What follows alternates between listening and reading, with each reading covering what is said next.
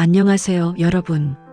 오늘은 많은 분들이 궁금해 하시지만 선뜻 물어보기 어려운 이야기를 해보려고 합니다. 바로 중장년층의 성생활에 관한 것입니다. 나이 들면 그런 거 당연한 거 아니야? 이렇게 생각하시는 분들 많으시죠? 하지만 그건 오해입니다. 실제로 60대, 70대 분들 중에서도 활발한 성생활을 유지하시는 분들이 많습니다. 건강하게 나이 드는 것과 성욕은 밀접한 관계가 있습니다. 오늘 이 영상을 끝까지 보시면 여러분의 노년 생활이 훨씬 풍요로워질 수 있습니다. 자, 그럼 시작하겠습니다. 나이 들면서 나타나는 자연스러운 변화. 먼저 이해하셔야 할 부분이 있습니다. 나이가 들면서 신체에 변화가 오는 것은 자연스러운 현상입니다. 남성의 경우 50대 이후 남성분들은 테스토스테론이라는 남성 호르몬이 서서히 감소합니다. 이것을 남성 갱년기라고 부릅니다. 30대와 비교하면 60대에는 호르몬 수치가 약 30% 정도 낮아집니다. 그래서 예전만큼 자주 욕구를 느끼지 못하거나 반응이 조금 느려질 수 있습니다. 하지만 이것이 성생활을 완전히 포기해야 한다는 의미는 절대 아닙니다. 여성의 경우 폐경 이후 여성분들은 에스트로겐이 급격히 감소합니다. 그래서 질 건조증이 생기거나 성교 시 불편함을 느낄 수 있습니다. 또한 호르몬 변화로 인해 성욕이 줄어들기도 합니다. 하지만 오히려 폐경 이후 임신 걱정이 없어지면서 성생활이 더 자유로워졌다고 말씀하시는 분들도 많습니다. 기억하세요. 나이 들면서 변화는 있지만 그것이 끝이 아니라는 점입니다. 적절한 관리와 이해가 있다면 충분히 만족스러운 성생활을 유지할 수 있습니다. 성욕 감소는 단순히 나이 문제가 아닐 수 있습니다. 여러 가지 건강 문제와 관련이 있습니다. 첫째, 만성 질환을 확인하세요. 당뇨병을 앓고 계신 분들은 특히 주의가 필요합니다. 혈당 조절이 잘 안 되면 신경과 혈관이 손상되어 성기능에 영향을 줍니다. 고혈압, 심장 질환도 마찬가지입니다. 하지만 질병이 있다고 해서 모든 것을 포기할 필요는 없습니다. 담당 의사 선생님과 상담하시면 좋은 방법을 찾을 수 있습니다. 둘째, 복용 중인 약을 점검하세요. 혈압약, 심장약, 우울증약 중 일부는 성욕을 감소시키는 부작용이 있습니다. 만약 약을 복용하기 시작한 후 성욕이 줄어들었다면 의사 선생님께 말씀드려 보세요. 다른 약으로 바꿀 수 있는 경우가 많습니다. 절대 임의로 약을 끊으시면 안 됩니다. 반드시 의사와 상의하셔야 합니다. 셋째, 전립선 건강을 챙기세요. 나이 드신 남성분들은 전립선 비대증이 흔합니다.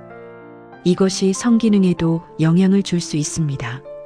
정기적인 검진으로 조기에 발견하고 치료하는 것이 중요합니다. 넷째, 관절염과 통증 관리. 관절염이나 만성 통증이 있으면 성생활이 불편할 수 있습니다. 하지만 적절한 자세를 찾거나 통증이 적은 시간대를 선택하는 등 방법은 있습니다. 진통제를 복용하시는 것도 도움이 될 수 있습니다. 통증 때문에 삶의 즐거움을 포기하실 필요는 없습니다. 이제 구체적으로 어떻게 하면 좋을지 말씀드리겠습니다. 첫째, 규칙적인 걷기 운동. 하루 30분씩만 걸으세요. 걷기는 혈액순환을 좋게 하고 심장 건강에도 도움이 됩니다. 혈액순환이 좋아지면 성기능도 자연스럽게 개선됩니다. 무리한 운동은 오히려 해롭습니다. 본인의 체력에 맞게 천천히 시작하세요. 둘째, 균형 잡힌 식사. 토마토, 시금치, 견과류 등 푸른 생선이 좋습니다. 이런 음식들은 혈관 건강에 도움을 주고 호르몬 균형을 맞춰줍니다. 과식하지 마시고 특히 저녁은 가볍게 드세요.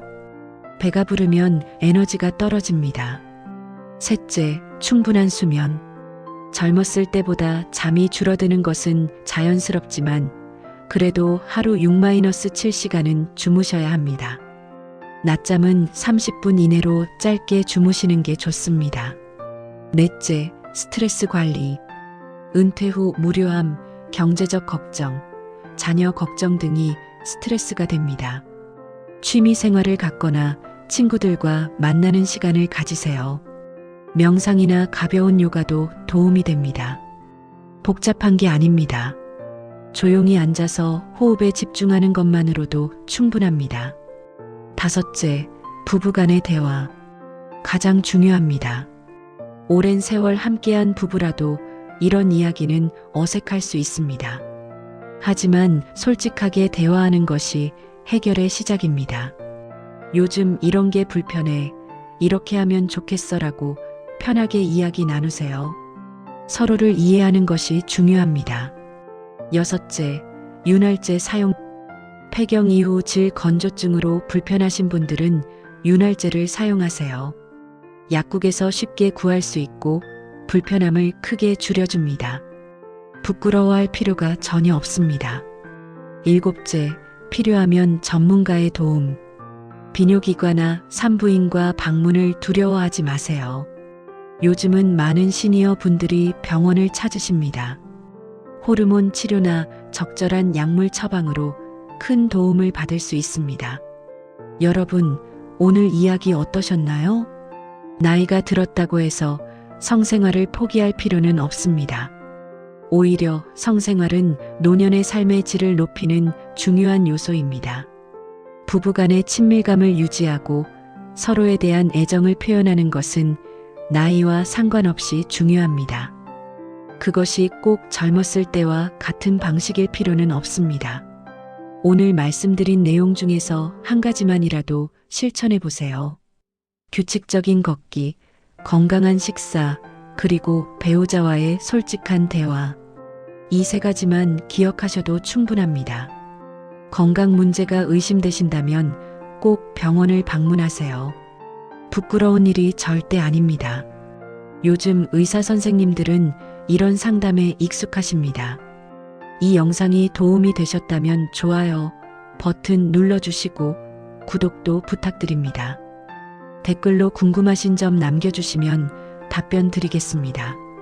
여러분 모두 건강하고 행복한 노년 보내시길 바랍니다.